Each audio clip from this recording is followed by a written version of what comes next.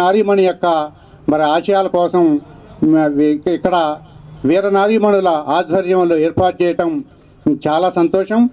ఇవాళ పరిస్థితి మహిళలకి ఎక్కడ అన్యాయం జరిగినా వీర నారీమణుల ఆధ్వర్యంలో మీరు కూడా చాలా మంచి కార్యక్రమం నిర్వహిస్తున్నారు.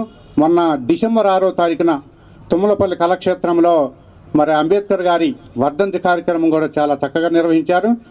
ఇవాళ ఏంటంటే అక్కడ ఆ రోజు చాలా విశాలమైన హాల్, అది చాలా ఎంతమంది వచ్చినా కూర్చోవడానికి అవకాశం ఉంది. ఇవాళ ఇక్కడ కంజెస్టెడ్గా ఉన్నా కూడా ఎవరు కూడా ఇబ్బంది పడాల్సిన అవసరం లేదు.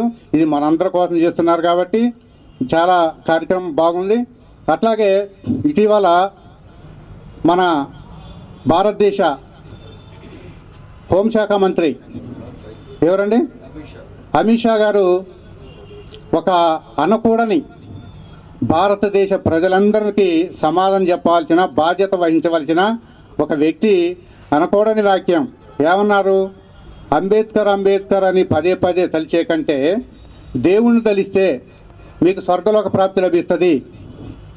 ఒక బాధ్యత గల మంత్రి అనాల్సిన మాటేనండి. అంటే ఈ భారతదేశ ప్రజలందరికీ సమాన హక్కుల కోసం ఇప్పుడే మనం రాజ్యాంగ పీఠిక మీద ప్రమాణం చేశాం.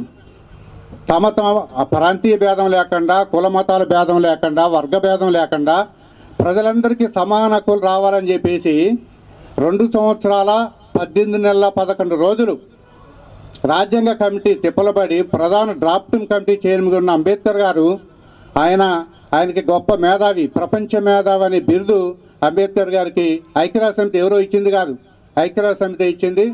అట్లాంటి మహానుభావుణ్ణి చులకన చేసి మాట్లాడటం, అటువంటి భారత రాజ్యాంగం అనేది భారతదేశ ప్రజలందరికీ ఒక పవిత్రమైన గ్రంథం లాంటిది. అట్లాంటి గ్రంథం మీద ఆయన ప్రమాణం చేసింది కూడా దాని మీద, రాజ్యాంగం మీద ప్రమాణం చేసిండు.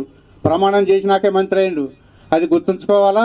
ఆయన చేసిన వ్యాఖ్యలకి దేశవ్యాప్తంగానే వామపక్షాల ఆధ్వర్యంలో భారీ ఎత్తున నిరసన కార్యక్రమాలు జరిగాయి.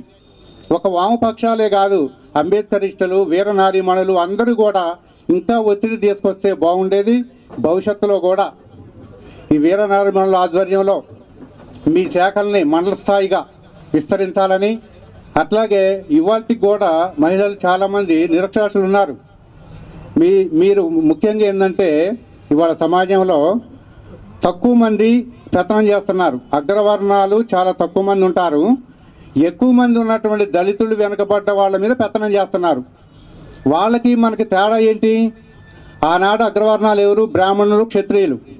కానీ ఈనాడు అగ్రవర్ణాలు ఎవరు? బ్రాహ్మణులు లేరు, కర్ణాలు అంతరించిపోయారు.